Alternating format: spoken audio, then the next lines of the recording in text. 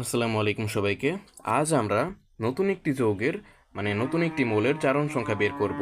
সেটি হচ্ছে Fe3O4 যৌগে আয়রনের জারণ সংখ্যা কত। দেখো, Fe3O4 এই যৌগটার উচ্চারণ কি বা নাম কি? এই যৌগটির উচ্চারণ বা নাম হচ্ছে ফেরোসোফেরিক অক্সাইড।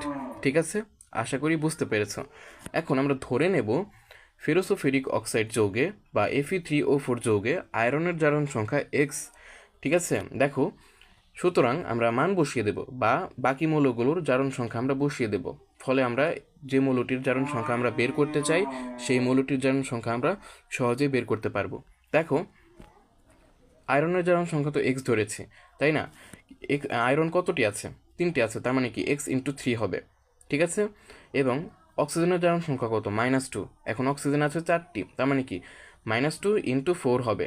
আর যেহেতু আয়রন ফেরোসোফিরিক অক্সাইডের মাথায় কোনো চার্জ বা 1 2 3 4 বা প্লাস মাইনাস এরকম কিছু দেওয়া নেই, মুক্ত অবস্থায় আছে, নিরপেক্ষ। তাই টোটাল জারণ সংখ্যার যোগফল, ঠিক আছে, এই যৌগের সকল মৌলগুলোর টোটাল জারণ সংখ্যার যোগফল হবে 0। ঠিক আছে, অর্থাৎ আমরা এখন দেখো, আমরা এখন ক্যালকুলেশন করব 3x। এখন প্লাসে মাইনাসে মাইনাস, ঠিক আছে, কিন্তু এখানে 4 আর 2 তো গুণ করতে হবে, তাই না? 4 দুগুণে 8।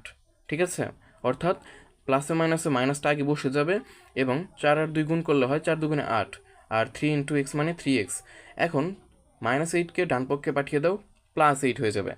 এখন 3টা গুণ আকারে আছে, ডান পক্ষে ভাগ করে দাও, 8/3। দেখো, দশমিকে এসে গেছে, তাই না? এভাবেই থাকবে কিন্তু এই যৌগে, অর্থাৎ এই যৌগে আয়রন বা এক্স, ঠিক আছে, যেটাকে আমরা এক্স ধরে নিয়েছিলাম, অর্থাৎ আয়রনের জারণ সংখ্যা হবে +8/3 অথবা +2.67। ঠিক আছে, যে কোনো একটা ইউজ করলেই হবে। সুতরাং Fe3O4 যৌগে আয়রনের জারণ সংখ্যা +2.67। এটাই হচ্ছে আমাদের কাঙ্ক্ষিত অ্যান্সার। ঠিক আছে, আজকের মতো এখানেই বিদায় নিচ্ছি। দেখা হচ্ছে অন্য কোনো ভিডিওতে। ততক্ষণ ভালো থেকো, সুস্থ থেকো। আসসালামু আলাইকুম সবাইকে।